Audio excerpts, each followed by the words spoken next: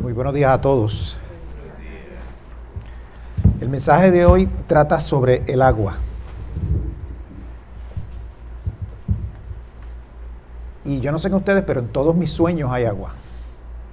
Cada vez que yo sueño siempre hay agua.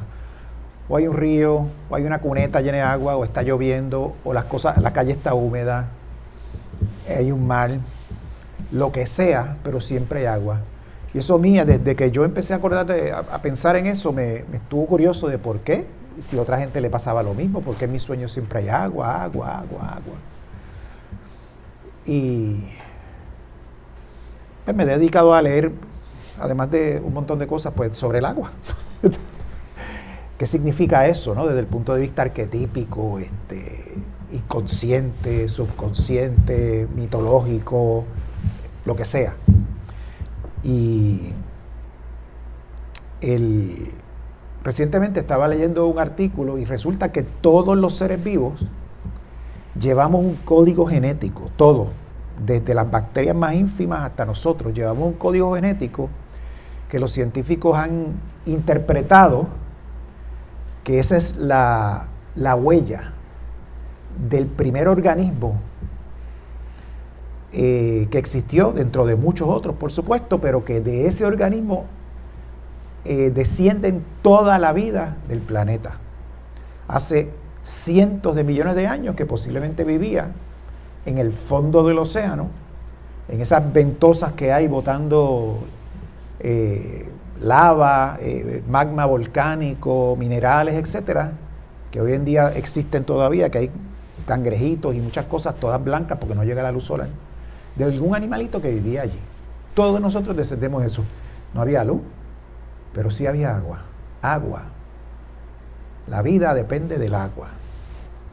Y desde el principio de los tiempos, el agua ha sido vista como el espejo del espíritu. No tiene forma propia, fluye, se adapta, limpia y sostiene la vida. En la metafísica de Unity, el agua representa la sustancia viva del espíritu en movimiento dentro de la conciencia humana. Y ya que Nanette empezó en los últimos dos servicios, habló del arca, habló de Noé y su parecido con Charles Fillmore, etc., pues yo voy a hablar sobre el agua. Obviamente los mensajes de Nanette me impulsaron a buscar más información y preparar algo para compartir con ustedes sobre este elemento básico de la vida, ¿no? Cuando nosotros vemos o leemos o escuchamos el mito del diluvio de Noé, supuestamente en metafísica eso no se ve como un castigo, sino que se ve como una alegoría del proceso interior del alma. Las aguas del diluvio simbolizan el fluir del espíritu que purifica la mente de pensamientos de miedo, separación y limitación. Eso lo dijo Nanette en uno de los servicios, no vamos a abundar sobre ese asunto mucho más, pero voy a compartir ustedes, por ejemplo, dos de los sueños que yo tuve con el agua cuando estudiaba psiquiatría, que yo me encargué de escribir un diario donde tengo apuntados todos los sueños que yo tuve en los últimos 2 años que estuve en Estados Unidos estudiando. Y me puse a repasarlos esta semana, y la verdad que hay unos que no me acordaba bien, pero en todos hay agua. Y hay uno que, por ejemplo, yo ando pedaleando en un avioncito de estos que parecen una chiringa, que ustedes lo ven por ahí, por Laja, volando por ahí, pero este era de pedales. Y yo voy pedaleando en ese avioncito y me estoy alejando de una isla, de donde yo salí volando, ¿no? Por encima del mar. Y me estoy alejando cada vez de la isla, cada vez más de la isla, viene una nube de tormenta y el sol solamente ilumina la isla, no ilumina más nada, el resto está oscuro. Es como cuando se nubla, ¿no? Y yo huiro, regreso a la isla y las olas cada vez están más altas, hasta que viene una ola enorme y ya yo dejé de ver la isla y tuve la suerte en el sueño, por supuesto, en la vida real me hubiese ahogado, de con el avioncito pedaleando pasar a través de la ola hasta llegar a la isla. En otro sueño estaba yo con un amigo mío de la infancia que quizá posiblemente soñé con él porque él era bipolar. Yo estaba estudiando psiquiatría, por supuesto. Y en ese sueño, José se llama, pues no se ha muerto, andábamos corriendo bicicleta por unas ruinas de una ciudad que aparentemente ya estaba destruida, plantas por los edificios, enredaderas, ese tipo de cosas. Y había un dique, y detrás del dique estaba el mar, y el mar era bien espeso, color negro como el petróleo. Y viene José y se para en el dique, cuando las olas están rompiendo. Yo lo miro y le digo, mira, te va a llevar el mar. Yo estoy bien asustado. Y él se vira, me mira, se sonríe, y en eso viene una ola y se lo lleva. Sueños que pueden parecer perturbadores quizás, pero para mí eran bien simbólicos y fueron bien importantes el yo leer de eso y tratar de averiguar qué era. En todas las historias del diluvio o inundaciones se dan unas cosas.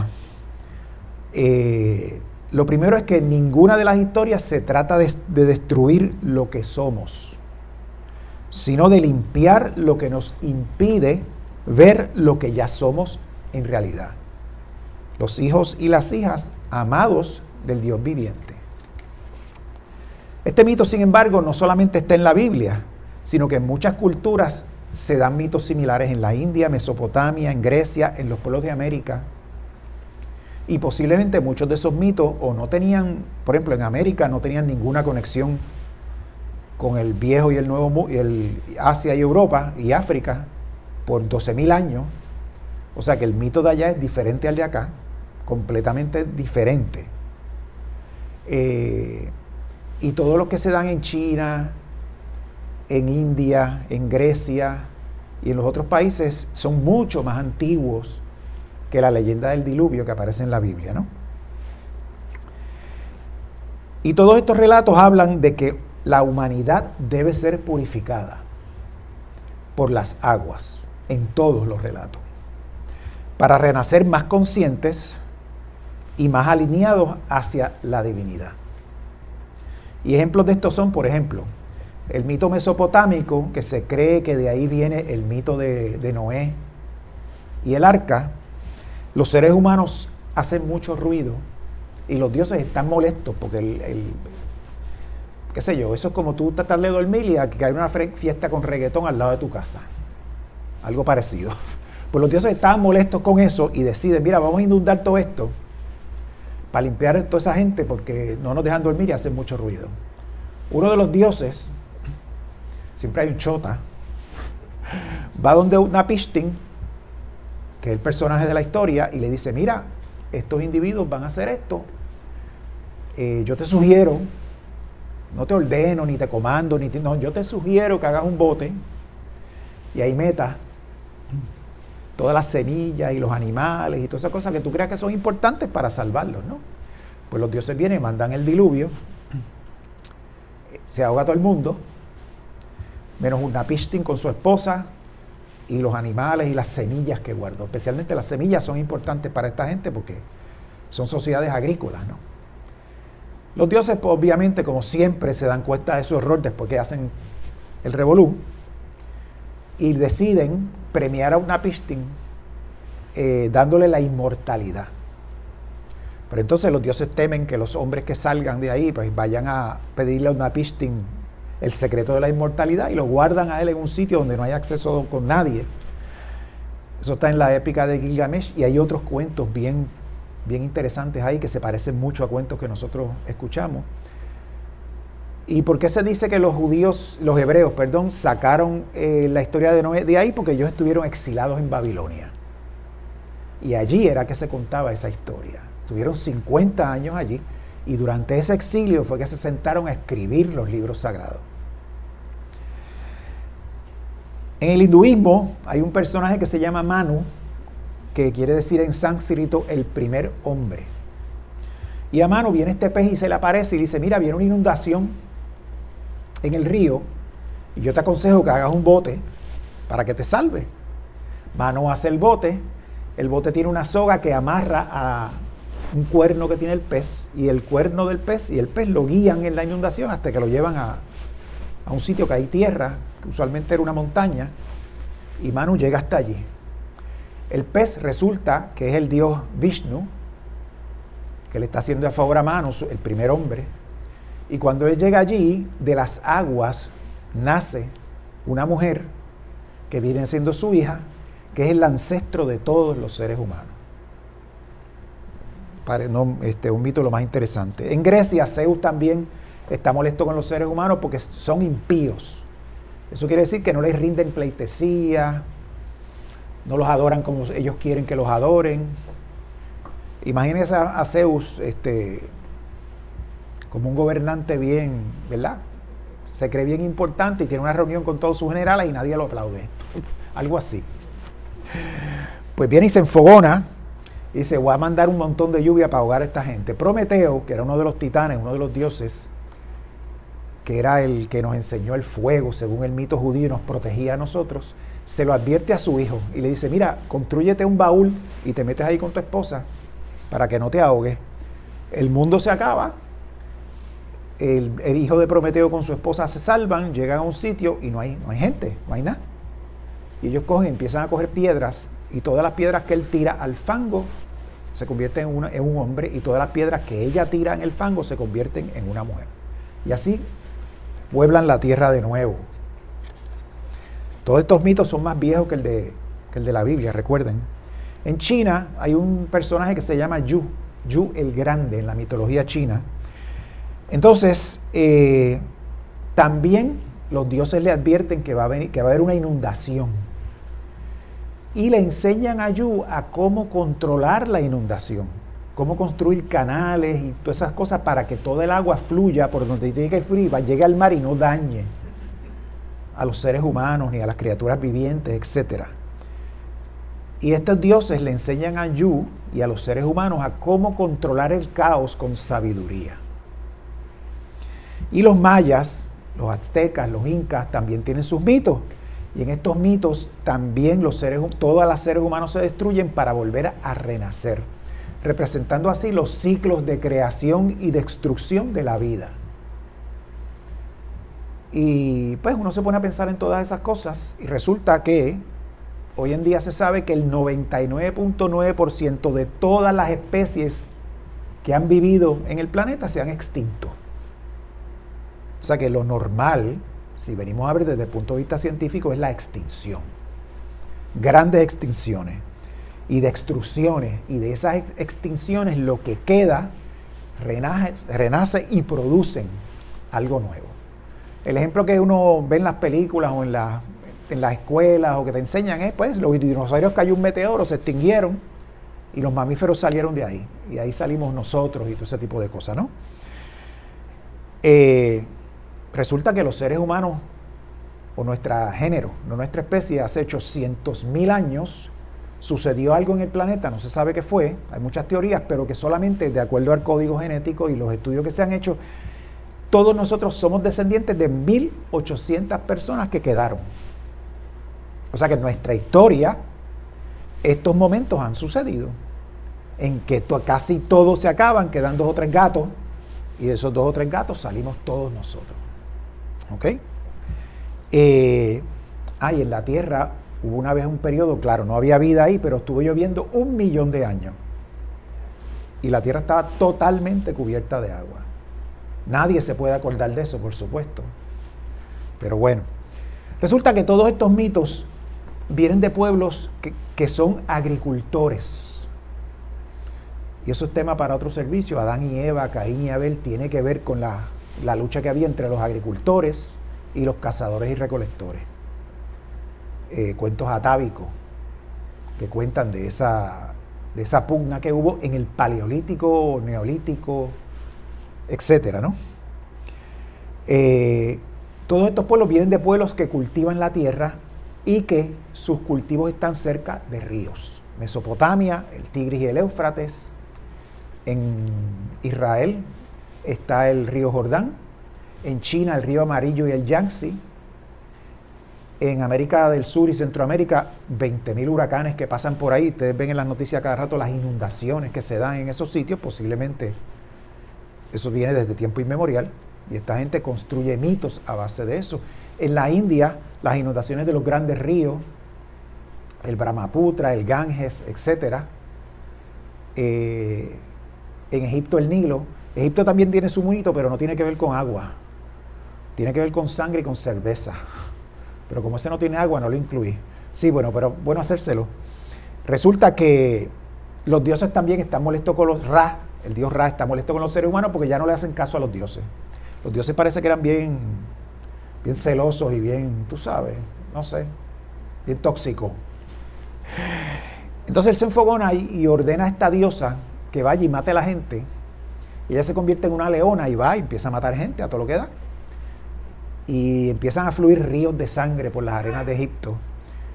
Y Ra pues, coge compasión de los seres humanos porque los están matando a todos después que él mismo mandó a hacerlo. Y él mezcla cerveza con la sangre y cuando la leona empieza a beber la sangre para saciar su sed, se emborracha y se duerme y los seres humanos se salvan. Pero también en Egipto hay un río que es el Nilo y no se recuerdan en el tiempo de Moisés, cuando Moisés estaba allí, una de las plagas era que el río se convertía en sangre, ¿recuerdan? Eso eran las arenas, cuando venía la inundación, las arenas que venían con todos esos sedimentos, y posiblemente había inundaciones terribles, porque estos egipcios manejaban la inundación porque de la inundación dependían para fertilizar la tierra y poder cultivar trigo o lo que fuera que cultivaban, ¿no?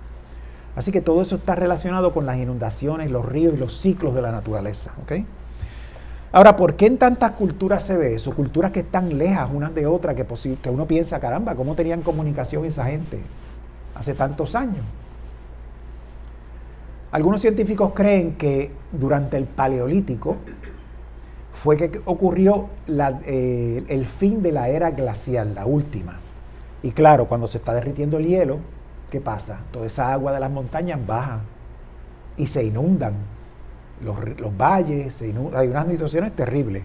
Y es posible que en las historias de esta gente que se sentaban por las noches en las fogatas a contar historias, que es lo que ha hecho el ser humano por siempre, esas historias fueron pasando de generación en generación y cada generación le pone su modificación, le cambia esto, le cambia lo otro, y cuando tú vienes a ver, pues tienes tremendo cuento.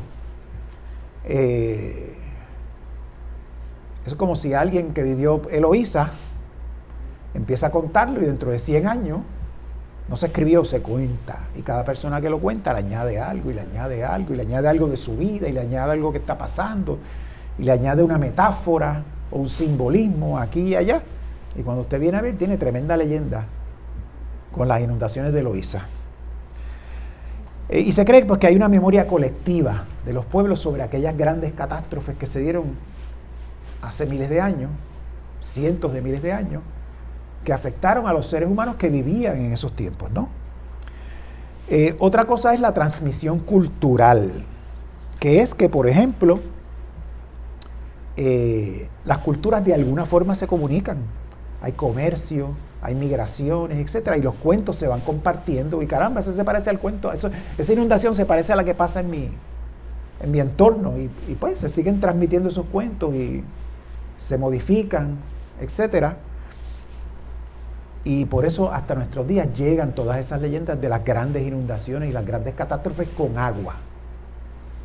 Y como ustedes pueden ver, los seres humanos estamos constantemente sufriendo esas cosas. En la India, en Bangladesh, se dan unas inundaciones brutales con los monzones, los ríos se desbordan. Katrina en Nueva Orleans, hubo una inundación enorme del río Mississippi hace unos 100 años que acabó con todo aquello allí. En la costa oeste de los Estados Unidos ha habido grandes inundaciones. Aquí en Puerto Rico hemos vivido grandes inundaciones. En África, en todos sitios se dan inundaciones, ¿no? En la metafísica de Unity, el diluvio, la inundación, representa estos momentos en la vida en que todo parece inundarse. No es una cosa que esté pasando allá afuera con agua, así literalmente, pero sentimos a veces que o la humanidad o nosotros mismos nos ahogamos con todas las cosas que tenemos encima, ¿no? Las emociones se desbordan, las estructuras viejas se derrumban y nos sentimos sumergidos en el cambio. Pero en realidad, esas aguas están cumpliendo un propósito sagrado, que es liberarnos de lo que no sirve y prepararnos para una nueva expresión del Espíritu. Cuando llueve mucho y el agua corre por las calles, se está llevando las hojas muertas, se está llevando la basura. Digo, se lleva otras cosas también, pero está limpiando. Y de eso nosotros aprendemos, se supone que aprendamos. Si viene una inundación y la casa mía se inunda porque la alcantarilla se tapó, se supone que yo aprenda que la debo mantener limpia para que esto no vuelva a pasar, ¿no? Pero la gente siempre cae en el mismo error una y otra vez. Pero son otros 20 pesos. Y quizás es un ejemplo de lo que está pasando ahora mismo en el mundo. Están pasando muchos cambios y bien rápido, no solamente aquí, sino en todo el mundo. Y eso está inundando las redes sociales, está inundando los noticieros. En todo sitio que usted mira se está hablando de esos cambios.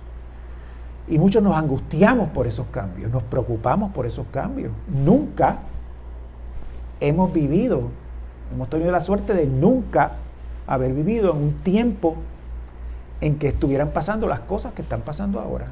Los miedos que se están dando ahora con gente, ¿no?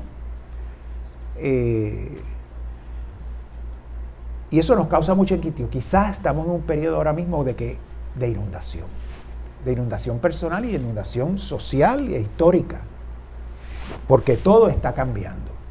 Alguna gente se siente que el mundo ha cruzado una línea y que después de esa línea no podemos regresar a lo que había antes. Ya,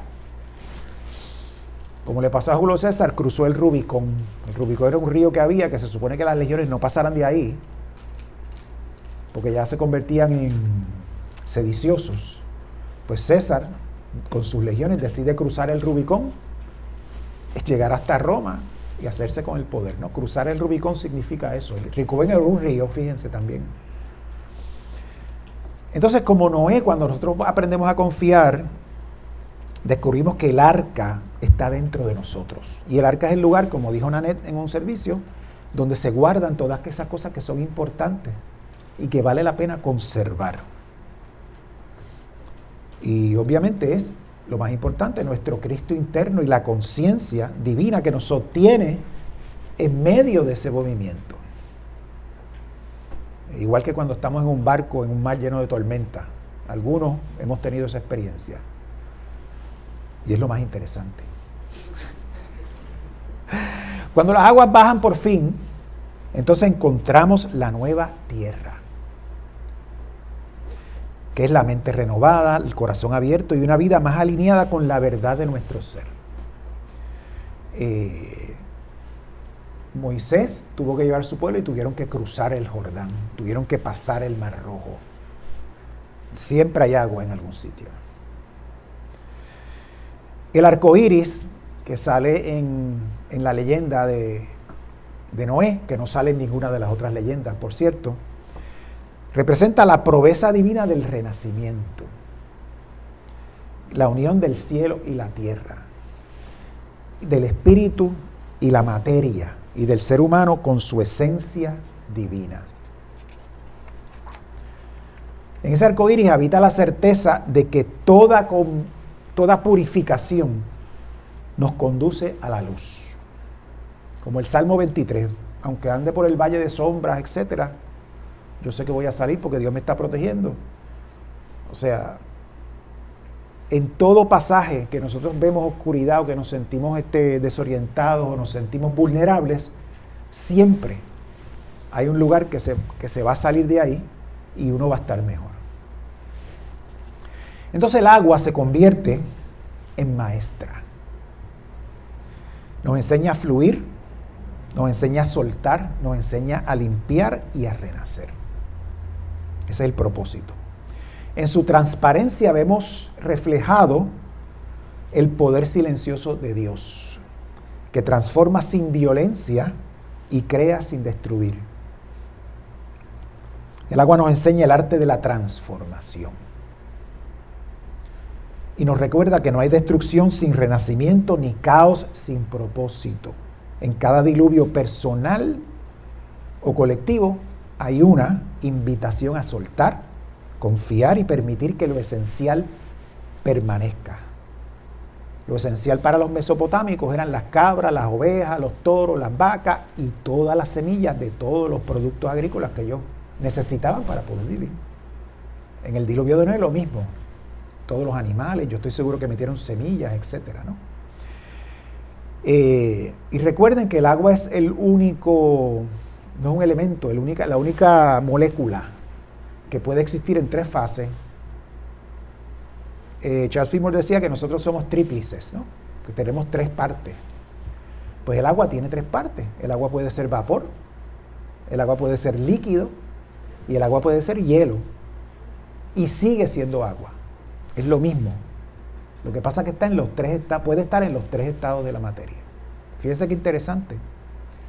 Las 2 moléculas que componen el agua, hidrógeno y oxígeno, son moléculas bien flamables. Si usted le pega fuego a algo que tiene hidrógeno, olvídese. Igual el oxígeno. Pero juntas apagan ese fuego. Qué curioso, ¿verdad? 2 cosas que pueden ser tan destructivas, juntas apagan el fuego.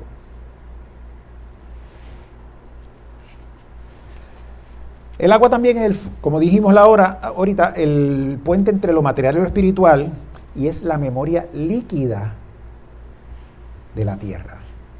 Líquida porque ahí se inició la vida, y todos nosotros guardamos esa memoria en nuestros genes. De la primera criatura que dio paso a toda la vida que existe ahora mismo y ha existido en el planeta. Recuerden que el 99% de las especies se han extinto. Y hay una explicación bien interesante que se parece mucho a lo que dice Eric Butterworth sobre la muerte. Va esta persona occidental que andan por allá por Tailandia o Indonesia y está bien preocupado por la muerte. Y va y le pregunta, va entre un templo budista, me imagino yo, y le pregunta a este viejito que qué pasa después de la muerte. Y el viejito sonriente le dice, oye, es una pregunta bien interesante. Y él le dice que la vida es como cuando tú tienes agua encima de un tambor y tú le das un cantazo. Las gotas que suben, cada gota es un ser humano. Que subes y eres individual. Gota de esa agua. Y tu vida es el tiempo que pasas saliendo de ese líquido y flotando en el aire como una gota individual. Y cuando caes al océano de nuevo o a la fuente de agua, te unes de nuevo al lugar de donde viniste. Por lo tanto, él le contesta, mira, no debes temer a la muerte es un regreso feliz a tu casa. No tienes que angustiarte por eso, porque es un regreso lleno de felicidad y alegría, porque estás regresando a tu casa, que es el todo, que es la conciencia divina, como usted lo quiera llamar. Agua siempre, como símbolo de todo esto, ¿no? Cada uno de nosotros debemos aprender a ser como el agua. Es humilde, pues siempre va por lo bajo. El agua no busca la altitud, el agua busca lo bajo para poder fluir. Es paciente, pero capaz de abrir camino incluso en la roca más dura. Solamente piensen en el Gran Cañón del Colorado. ¿Cuántos miles de millones de años se tardó en formarse ese cañón? Por las aguas del río Colorado que fluían por esos terrenos y lo esculpieron con paciencia. Y miren la maravilla que dejó, por ejemplo, ¿no?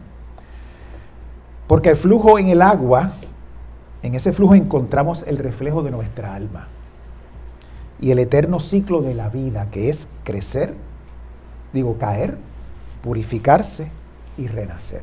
Caer, purificarse y renacer. Y ahora vamos a hacer una meditación guiada. Cierren los ojos ahí, por favor, y escuchen. Imaginen que estás junto a un río de aguas claras. Sientes la brisa suave. Escuchas el fluir constante del agua que corre. Este río representa el fluir del Espíritu dentro de ti. Observa cómo el agua disuelve toda rigidez, todo miedo, toda carga. Cada gota te limpia y te despierta. Permite que esas aguas entren en tu mente, lavando tus pensamientos de limitación, de juicio o preocupación. Ahora imagina que tú mismo te sumerges en ese río. No hay temor, solamente paz.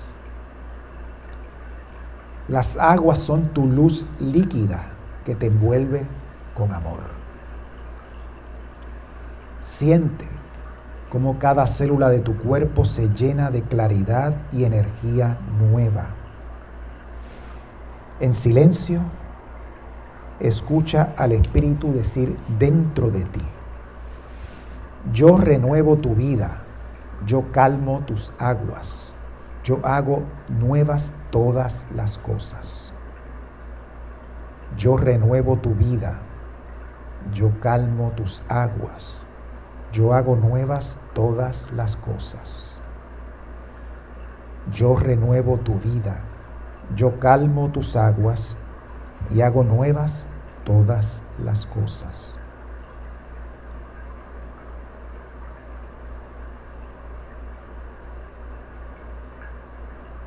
Y cuando estés listo, vuelves a este momento presente, sabiendo que el agua divina fluye en ti, purificando, bendiciendo y guiando tu camino.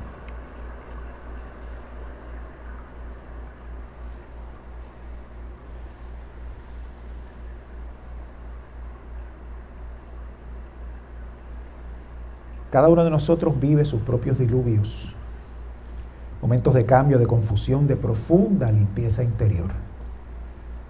Cuando eso llegue, recordemos que no estamos siendo castigados, estamos siendo preparados. El Espíritu nos invita a soltar y confiar, a entrar en el arca de la fe y permitir que las aguas hagan su obra sagrada.